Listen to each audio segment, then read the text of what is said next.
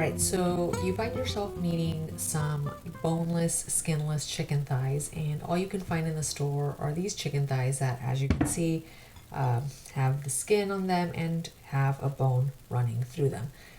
So how do you get these prepped to where you can use them as needed? So really simple process. First thing you're going to do is you're just going to get your fingers under the skin, and that peels right off almost up until you get to the part where it's attached, at which point we employ the use of I like using a paring knife for this. Just kind of cut a little slit, and you're just going to want to rip that skin right off. You could probably use kitchen shears for this too, but I just like using the paring knife because the paring knife is what I'm going to be using to cut the bone out anyway, and it's one less thing to wash. So we're just going to repeat this with our other thighs.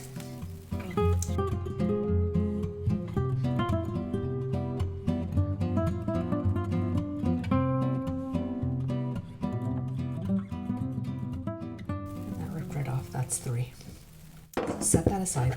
Now the next thing I'm going to do is, you can see this has these are just like little fat pockets. I'm just going to try and clean this up a little bit. Again, using the paring knife to kind of get under there. And that's okay if you can't get all of it off. I mean, part of the reason we love thigh meat so much is because that fat does provide a lot of flavor. So you don't want to completely cut all of the fat off, but maybe just the bulk of it.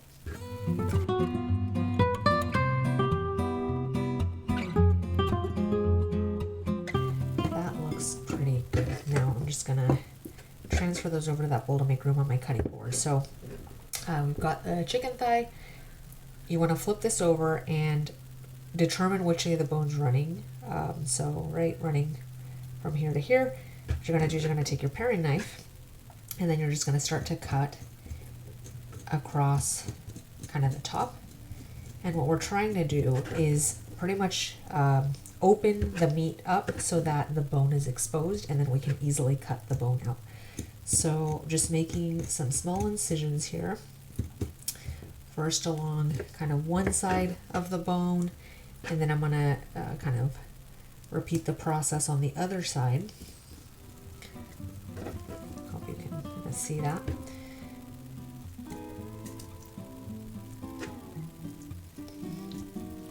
And then we want to kind of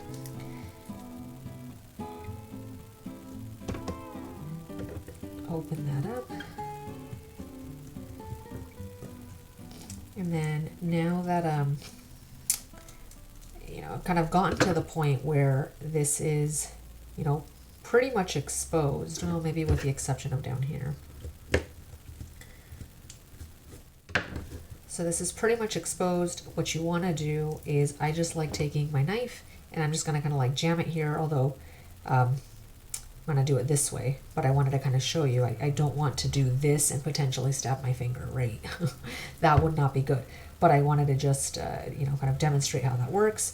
So as you can see, by doing that little number, we've now pretty much have almost cut out, let's see if you can see that, almost cut out, see I can stick my finger through there, the bone. And then we're just going to finish cutting that out. I like doing like little incisions for this because, we want to leave behind as much meat as possible and not take it with us in the process of cutting the bone, though, a little bit of waste is inevitable, but as you can see, that's pretty minimal. Now there is this little piece of cartilage here. We don't want to eat that. That's really hard and not very pleasant to chew on. So again, I'm going to take my paring knife and being really careful. I'm just trying to get the knife underneath the cartilage, being really, again, careful not to slice your fingers, and then I'm just going to kind of slice right under that. I mean, if you have a fillet knife, that's probably a good use for this, but I like using the paring knife because it allows me a lot of control given its small size. Oh, get that last little piece. Okay, that does it for the cartilage, and there you have it. Now you've got a boneless, skinless chicken thigh. I'll just repeat the process with the remaining ones, and I'm ready to cook.